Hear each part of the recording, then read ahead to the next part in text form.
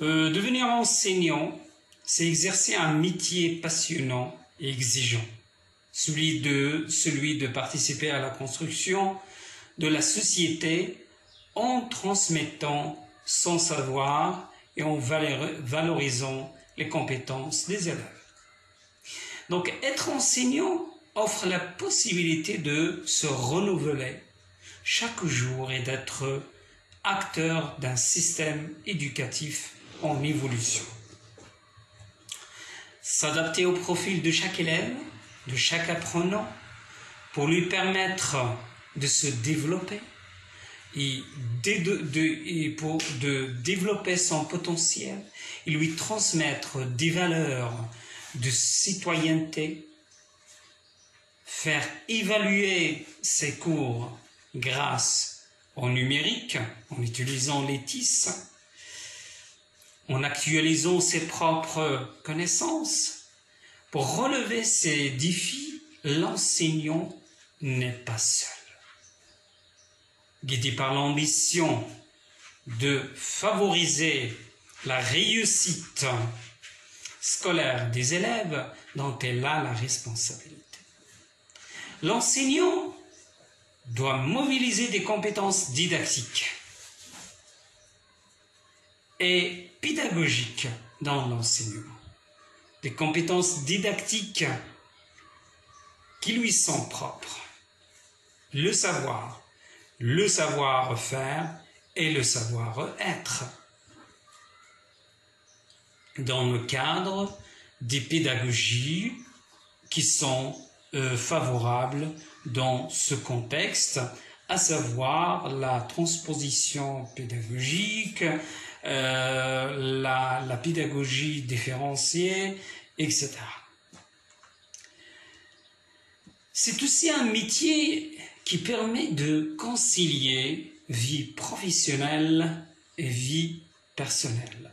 Vie professionnelle, c'est tout ce qui est en relation avec le métier, avec la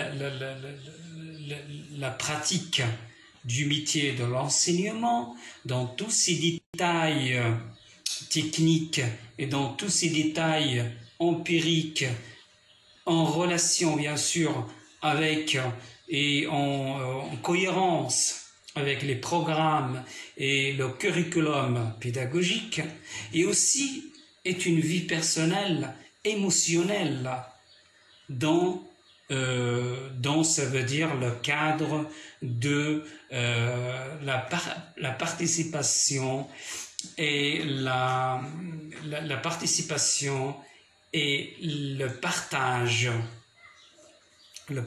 de la vie des élèves, tout en les élèves doivent se sentir accompagnés. Ça, on parle maintenant dans le domaine des connaissances et des savoirs, tout en restant actifs. En cela, l'école a beaucoup évolué, c'est bien sûr, dernièrement.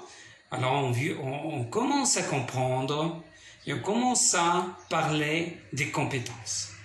Alors, l'école d'aujourd'hui, elle met aujourd'hui non seulement l'accent sur la maîtrise de connaissances, mais elle valorise également les compétences, c'est-à-dire la mise en œuvre des savoirs acquis dans le cadre de l'intégration pédagogique et aussi dans le cadre et dans le contexte de la mobilisation des acquis.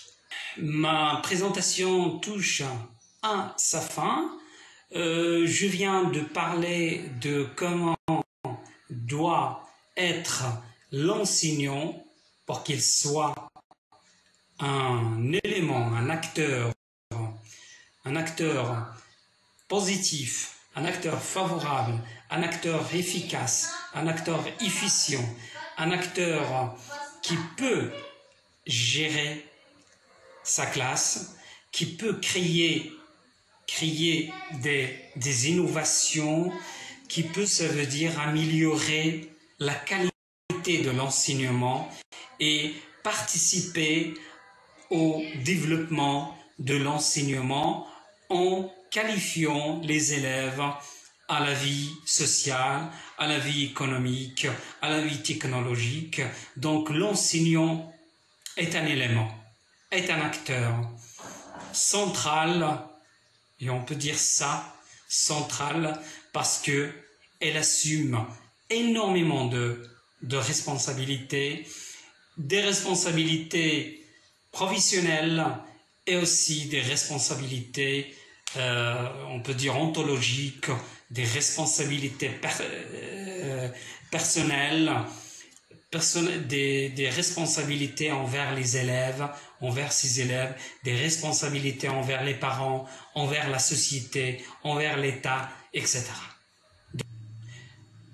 Sur ce, il faut dire qu'un enseignant doit être un modèle à relever, il doit aimer à se former, il doit chercher les formations afin de consolider et renforcer sa position